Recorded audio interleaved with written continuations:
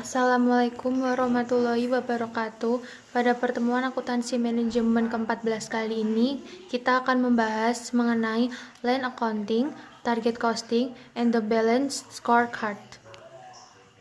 Kami dari kelompok 12 yang beranggotakan 1. Tiara Kasih Aprilasari NPM 4072, Maharani Galuh NPM 4132, dan Kuku Indra Wijaya NPM 4142.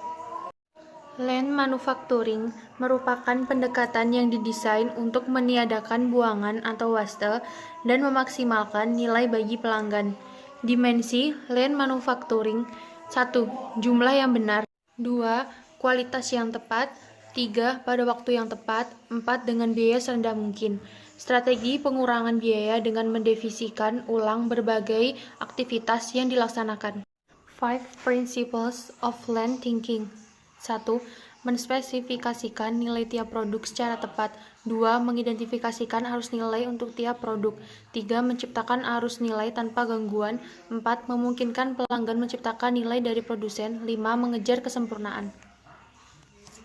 Arus nilai atau value stream berasal dari semua aktivitas, baik yang bernilai tambah dan tidak bernilai tambah, yang dibutuhkan untuk membawa sekelompok produk atau jasa dari titik awal ke tahap produk, jadi di tangan pelanggan.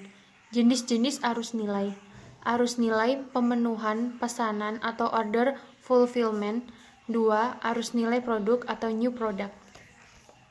Manufacturing cell.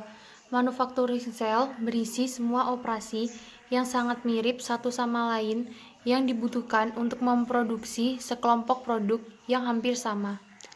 Pool value. Land manufacturing menggunakan sistem demand pool yang memproduksi produk jika diperlukan dan sesuai dengan permintaan. Just-in-time inventory. 1. Mengurangi tingkat persediaan. 2. Membutuhkan hubungan yang baik dengan pemasok. Pemasok mendapat manfaat dari hubungan jangka panjang dan posisi kompetitif yang lebih baik.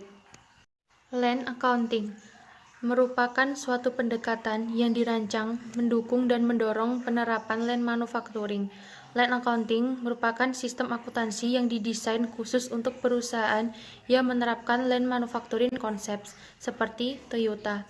Sistem manajemen biaya tradisional juga tidak bekerja dengan baik dalam lingkungan land. Bahkan, pendekatan perhitungan biaya tradisional dan pengendalian operasional mungkin tidak akan benar-benar berjalan dalam lingkungan land. Variansi perhitungan biaya standar dan variansi anggaran departemen cenderung mendorong produksi berlebih dan tidak sesuai dengan sistem permintaan pool yang dibutuhkan dalam land manufacturing. Arus nilai terfokus merupakan sistem perhitungan biaya menggunakan 3 metode untuk membebankan berbagai biaya ke tiap produk. Yang pertama ada direct tracing, kemudian driver tracing, and allocation. Yang paling akurat adalah direct tracing. Di lingkungan land manufacturing, biaya overhead yang dulu dibebankan menggunakan driver tracing and allocation, sedangkan saat ini menggunakan direct tracing ke produk. Kemudian untuk perhitungan arus nilai untuk multiproduk, perhitungan biaya produk, ada rumus biaya produk arus nilai menggunakan rumus biaya periode arus nilai total dibagi unit yang dikirimkan dalam periode tersebut. Pengambilan keputusan dan pengukuran kinerja. Pengambilan keputusan. Variansi perhitungan biaya standar sesungguhnya dapat menghambat keputusan perbaikan. Untuk keputusan selanjutnya, pengaruh dari keputusan terkait profitabilitas arus nilai mungkin merupakan satu-satunya informasi yang dibutuhkan untuk suatu keputusan tertentu. Sedangkan pengukuran kinerja merupakan sistem akuntansi land menggunakan box scorecard yang membandingkan matriks operasional, kapasitas, dan keuangan, berbagai kinerja minggu sebelumnya, dan tingkat yang diinginkan masa mendatang. Untuk mengukur operasionalnya menggunakan unit yang dijual per orang, untuk ukuran produktivitasnya per sial tenaga kerja sehingga menjadi ukuran efisiensi tenaga kerja. Life Cycle Cost Management and Target Costing. Product life cycle atau siklus hidup produk merupakan waktu di mana produk hidup dari mulai produk tersebut baru dikonsepkan hingga menjadi produk tidak terpakai. Biaya hidup keseluruhan merupakan semua biaya yang mencakup biaya siklus hidup suatu produk ditambah dengan biaya pasca pembelian oleh pelanggan di mana merupakan biaya operasional, dukungan, pemeliharaan, dan pembuangan. 4 elemen utama biaya produk dari perspektif keseluruhan hidup. Yang pertama, biaya yang tidak muncul lagi seperti perencanaan, perancangan, dan pengujian. Yang kedua, biaya manufaktur. 3, biaya logistik. 4, biaya pasca pembelian dari pelanggan. Life Cycle Cost Management. Manajemen biaya siklus hidup berfokus pada aktivitas pengelolaan rantai nilai sehingga terbentuk keunggulan bersaing jangka panjang.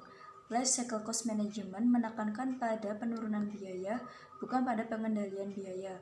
Sedangkan target costing, biaya target, merupakan perbedaan antara harga penjualan yang dibutuhkan untuk menangkap pangsa pasar yang telah ditentukan terlebih dahulu dan laba per unit yang diinginkan. Kemudian harga penjualan mencerminkan spesifikasi produk atau fungsi yang dinilai oleh pelanggan atau dihubungkan dengan fungsi produk. Penerjemah strategi. Yang pertama, menentukan visi dan strategi, di mana terdapat 4 konsep dasar, yaitu keuangan, pelanggan, proses, infrastruktur, kemudian dilihat dari sudut pandang objektif, menentukan pengukuran dan target, serta inisiatif.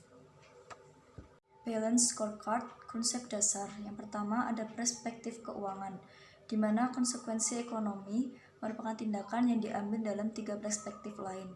Yang kedua, perspektif pelanggan, segmen pasar dan pelanggan di mana unit bisnis akan bersaing. Kemudian perspektif proses bisnis internal, proses internal yang diperlukan untuk memberikan nilai kepada pelanggan dan pemilik. Yang terakhir, perspektif pembelajaran dan pertumbuhan atau infrastruktur, kemampuan yang diperlukan organisasi untuk memperoleh pertumbuhan jangka panjang dan perbaikan. Peranan ukuran kinerja. Ukuran kinerja diturunkan dari visi, strategi, dan tujuan perusahaan. Ukuran ini harus diseimbangkan dengan yang pertama ukuran lead, yang kedua ukuran lag, yang ketiga ukuran objektif dan ukuran subjektif, yang keempat ukuran keuangan dan ukuran non-keuangan. Kemudian yang kelima ukuran eksternal dan ukuran internal. Kemudian perspektif keuangan. Perspektif keuangan memiliki tujuan dan ukuran. Tujuannya pertumbuhan pendapatan, menaikkan jumlah produk, membuat aplikasi baru, mengembangkan pelanggan dan pasar baru. Kemudian penurunan biaya, menurunkan biaya produk per unit, menurunkan biaya pelanggan per unit, dan menurunkan biaya jalur distribusi. Kemudian ada pemanfaatan aset, yaitu memperbaiki pemanfaatan aset.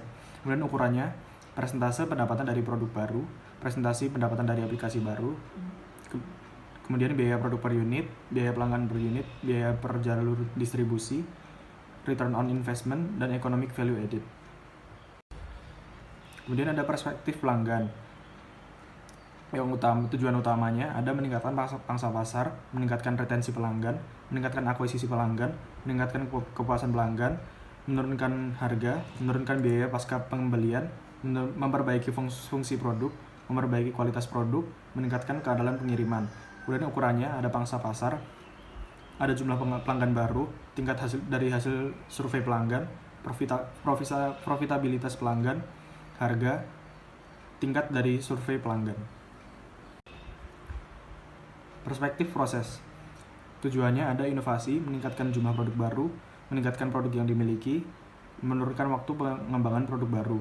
Kemudian operasionalnya ada meningkatkan kualitas proses, menurunkan waktu pemrosesan, menurunkan waktu pelayanan. Ukurannya ada jumlah produk baru, kemudian waktu pemasaran. Dan ada biaya kualitas hasil output, MCI, output dan input. Kemudian pertama langsung berhasil, output dan input dan waktu siklus. Perspektif pembelajaran dan pertumbuhan. Tujuannya ada peningkatan kemampuan karyawan, peningkatan motivasi dan pelibatan, peningkatan kemampuan sistem informasi. Ukurannya ada tingkat kepuasan karyawan, ada jumlah jam pelatihan, ada rasio strategis cakupan pekerjaan. Kemudian ada saran per karyawan yang dilaksanakan, dan persentase karyawan menghadapi pelanggan dalam akses online ke informasi pelanggan dan produk. Demikian presentasi dari kelompok kami. Mohon maaf apabila terdapat kesalahan dalam menyampaikan presentasinya. Kami akhiri. Wassalamualaikum warahmatullahi wabarakatuh.